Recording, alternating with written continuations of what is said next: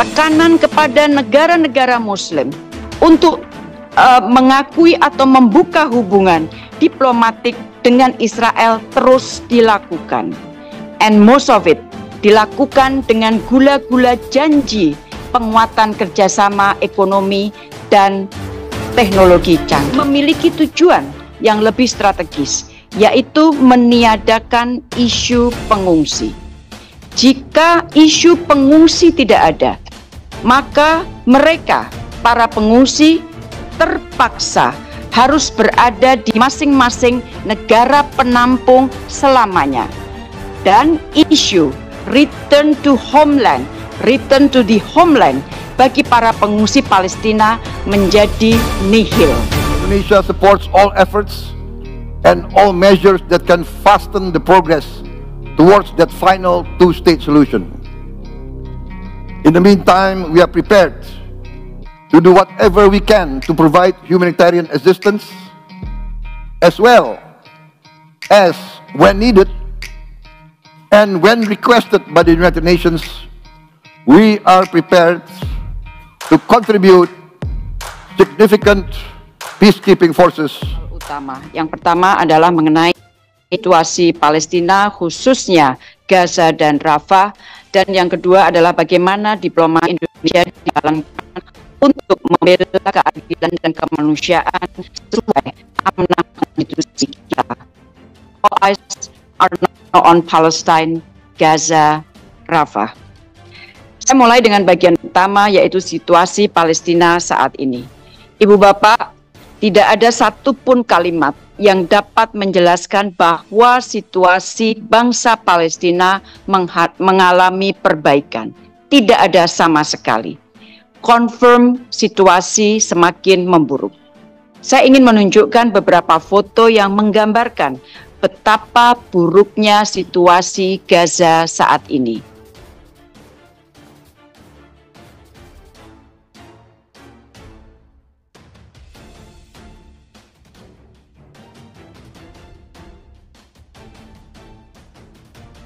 Ibu Bapak, sejak 7 Oktober lalu, lebih dari 2 juta orang terusir. Sebagian besar mereka terusir beberapa kali di Gaza. Di awal, mereka tergusur dari Gaza Utara ke Gaza Selatan. Lately, dari selatan, mereka didorong untuk masuk ke utara. Dan Rafah menjadi target serangan Israel dengan alasan memburu tokoh-tokoh Hamas.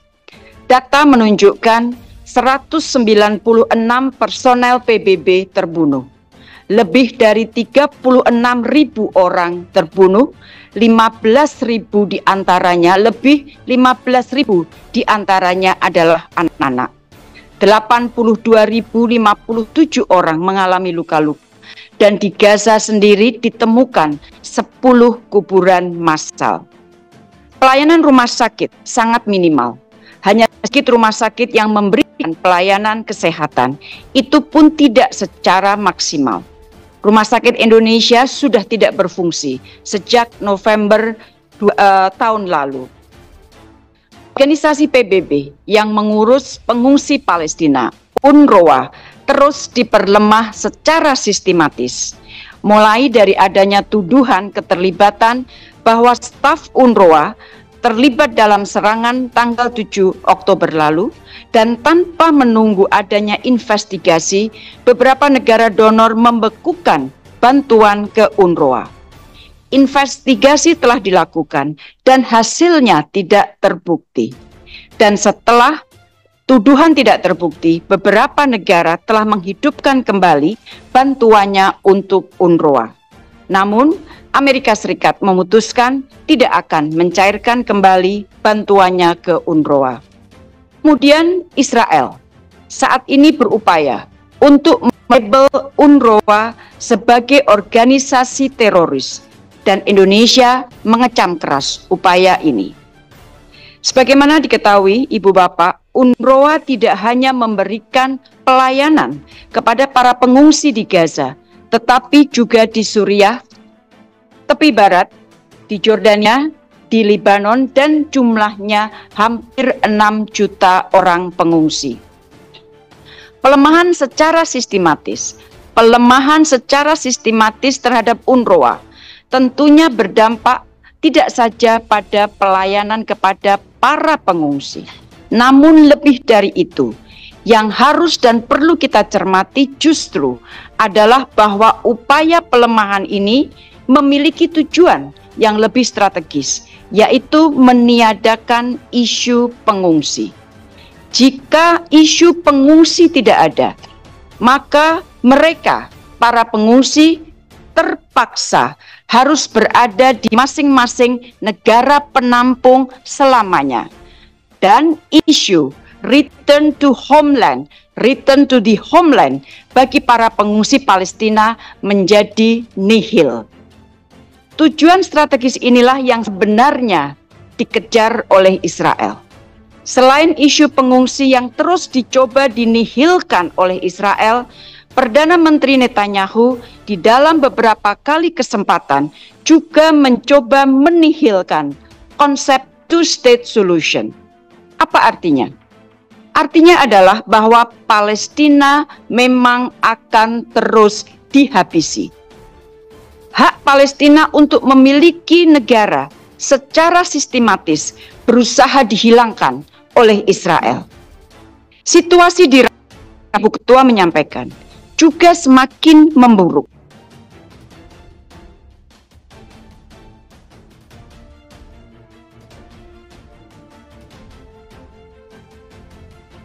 Di tengah keluarnya perintah dari Mahkamah Internasional atau the orders of the ICJ kepada Israel agar Israel menghentikan military offensive ke Rafah. Hal ini jelas merupakan tindakan Israel untuk melawan hukum internasional dan Indonesia mengutuk keras tindakan tersebut.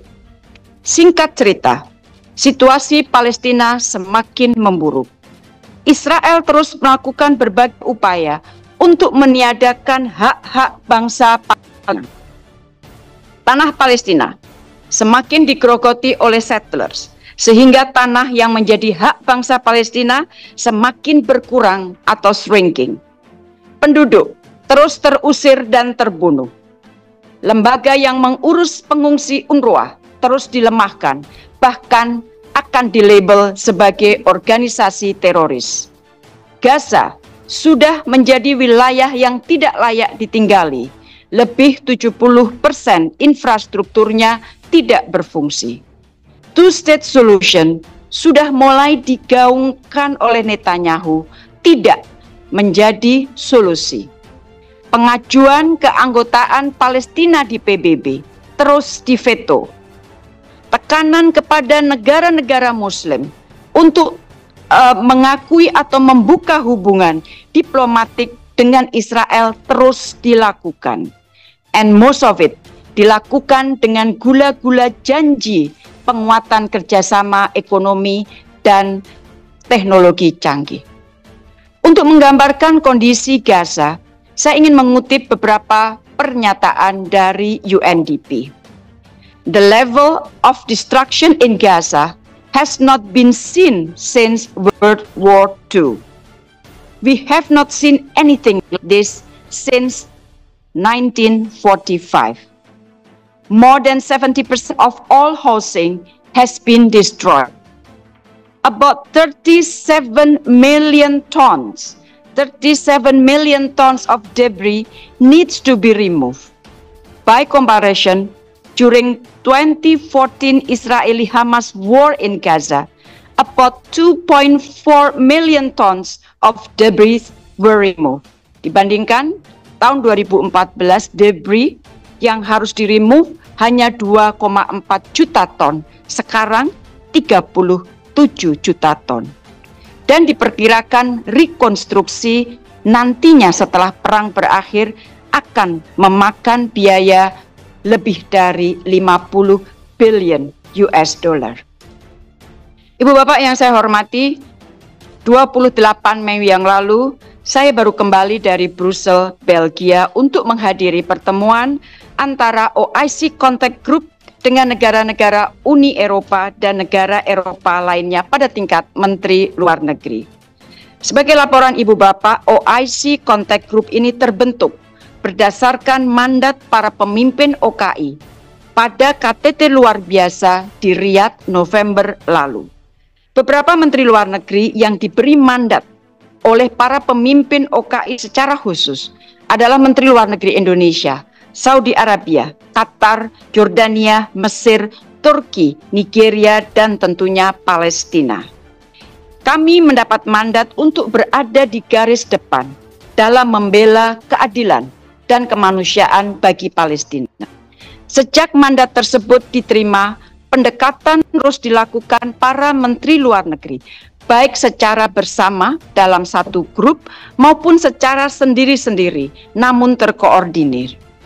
Kunjungan ke negara P5 telah dilakukan dengan pesan utama antara lain, akhiri kekejaman Israel terhadap bangsa Palestina, dorong terciptanya gencatan senjata, lancarkan bantuan kemanusiaan, dan implementasikan two-state solution. Saya juga beberapa kali melakukan kunjungan ke New York untuk melakukan debat terbuka, baik di Dewan Keamanan maupun di Majelis Umum PBB. Hal yang sama juga kami lakukan di Jenewa melalui pertemuan Dewan HAM, mengingat saat ini Indonesia menjadi salah satu anggota Dewan HAM PBB. Di dalam pertemuan Brussel 26-27 Mei yang lalu, dibahas dua hal utama, yaitu mendorong implementasi two-state solution dan mendorong lebih banyak negara Eropa, utamanya Uni Eropa, untuk mengakui negara Palestina. Sebagaimana diketahui, setelah pengakuan Irlandia, Norwegia, dan Spanyol pada 28 Mei lalu, sudah terdapat 144 negara yang mengakui Palestina. Dengan demikian, masih terdapat 49 negara yang belum mengakui Palestina. Sebagian besar mereka adalah negara-negara Barat, termasuk Amerika Serikat, Australia, dan beberapa negara Uni Eropa. Indonesia termasuk negara pertama yang mengakui Palestina, yaitu tahun 1988 bersama dengan lebih 80 negara lainnya. Setelah pada 15 November 1988, Yasser Arafat memproklamirkan Palestina sebagai negara. Misi utama saya di dalam pertemuan di Brussel adalah untuk melakukan appeal, sekali lagi untuk melakukan appeal secara langsung agar negara-negara Eropa mengakui Palestina dan mendorong implementasi two-state solution. Pengakuan negara-negara Eropa akan mengirimkan pesan yang kuat bahwa mereka berpihak pada keadilan dan kemanusiaan serta perdamaian, dan bahwa mereka mengambil langkah maju untuk mempercepat implementasi two-state solution. Sekarang merupakan momen yang paling tepat untuk melakukannya. Dapat kami laporkan juga bahwa selain Irlandia, Norwegia, dan Spanyol, pemerintah Slovenia pada 30 Mei yang lalu telah mengumumkan pengakuan terhadap negara Palestina dan parlemen Slovenia sudah menyetujuinya. Kita mengharapkan ada beberapa negara Eropa lainnya yang akan segera mengakui Palestina. Kita tunggu saja. Ibu pimpinan anggota Komisi 1 yang saya hormati, izinkan saya masuk ke bagian yang kedua, adalah posisi Indonesia atau pelaksanaan diplomasi Indonesia terkait Palestina. Sebagian telah kami sampaikan di bagian pertama, terutama terkait diplomasi kita bersama dengan beberapa negara OKI, serta diplomasi kita di New York, Jenewa, dan Uni Eropa. Ibu Bapak, kita patut bersyukur bahwa Indonesia dapat secara konsisten memegang prinsip dan nilai-nilai universal, memegang amanah konstitusi, sehingga dapat terus mendukung perjuangan Palestina. Ini bukan hal yang mudah. Kekokohan di dalam memegang prinsip telah membuat Indonesia dihormati dunia internasional. Indonesia akan menggunakan all possible avenues untuk terus mendukung Palestina, baik dukungan politik secara bilateral maupun di fora internasional, melalui ICJ maupun melanjutkan dukungan kemanusiaan. Beberapa prioritas saat ini antara lain, pertama, mendorong terciptanya gencatan senjata segera dan permanen, immediate and permanent ceasefire. Tanpa ceasefire, upaya perbaikan situasi tidak akan terwujud. Sebagai laporan juga, 31 Mei lalu, Presiden Biden telah menyampaikan proposal mengenai gencatan senjata yang terbagi dalam 3 tahap. Isu ceasefire inilah yang sudah terus diperjuangkan Indonesia dari sejak awal. Dan kita akan melihat bagaimana Israel menanggapi usulan dari Presiden Biden ini. Kedua, kita terus mendorong kelancaran bantuan kemanusiaan dan mendukung kerja UNRWA. Indonesia akan terus mendorong negara lain untuk terus memberikan dukungan terhadap UNRWA, dan sebagaimana tadi sudah saya sampaikan, UNRWA memiliki tanggung jawab hampir 6 juta pengungsi. Dari sisi Indonesia, kita berkomitmen untuk terus meningkatkan bantuan kemanusiaan, baik langsung maupun melalui UNRWA. Bantuan untuk UNRWA telah kita tingkatkan beberapa kali, dan ke depan bantuan akan disesuaikan terus dengan kebutuhan lapangan. Jadi bantuan yang kita berikan adalah demand and needs driven assistance, dan bantuan kita sudah berikan baik melalui darat maupun melalui udara. Ketiga, kita mendesak agar semua keputusan ICJ dipatuhi oleh Israel. Di sini Dewan Keamanan PBB yang memegang enforcing power memiliki peran yang sangat penting. Harapan kita pada saatnya Dewan Keamanan PBB dapat membuat sebuah keputusan yang dapat memaksa Israel untuk patuh menjalankan keputusan ICJ. Keempat, terus mendorong lebih banyak negara mengakui negara Palestina. Kelima, terus berupaya agar proses keanggotaan Palestina di PBB dapat segera dirampungkan. Dan keenam, dan ini sangat penting artinya, terus mendorong agar implementasi two-state solution dapat dijalankan. Ibu Ketua, anggota Komisi 1 yang saya hormati, sebagai penutup, kami ingin sampaikan bahwa perjuangan Palestina mungkin masih akan panjang. Perjuangan Indonesia dan dunia internasional untuk membantu Palestina juga masih akan panjang. Disinilah diperlukan sebuah konsistensi. Diperlukan sebuah konsistensi. Dan diperlukan sebuah keberpihakan terhadap keadilan, perdamaian, dan kemanusiaan. Pembukaan Undang-Undang Dasar 45 antara lain mengatakan penjajahan di atas dunia harus dihapuskan karena tidak sesuai dengan peri kemanusiaan dan peri keadilan. Therefore, it is our constitutional responsibility to continue defending justice and humanity, including for Palestine. Mandat itulah yang harus terus diupayakan dan dijalankan oleh Indonesia. Ibu Bapak yang saya hormati, demikian yang dapat saya sampaikan mengenai situasi Palestina saat ini dan pelaksanaan diplomasi Indonesia terkait Palestina. Terima kasih, dan kami ingin mendengarkan masukan, saran dari Ibu Bapak yang terhormat mengenai isu Palestina ini. Dan Ibu Ketua, jika nanti ada beberapa hal sensitif yang harus kami sampaikan, kami mohon diskusi sensitif dapat dilakukan secara tertutup. Terima kasih. Baik, terima kasih yang terhormat Saudari Menteri Luar Negeri yang telah konsisten. Kami juga di Komisi 1 mengikuti dengan konsisten bagaimana mitra kita, khususnya Kementerian Luar Negeri, melakukan tadi yang disampaikan dukungan politik. Dukungan kemanusiaan is one thing, dan itu relatif lebih mudah dilakukan. tapi dukungan politik tidak boleh berhenti, karena dukungan kemanusiaan tanpa ada dukungan politik akan menjadi sesuatu yang sia-sia dan sifatnya hanya bantuan jangka pendek.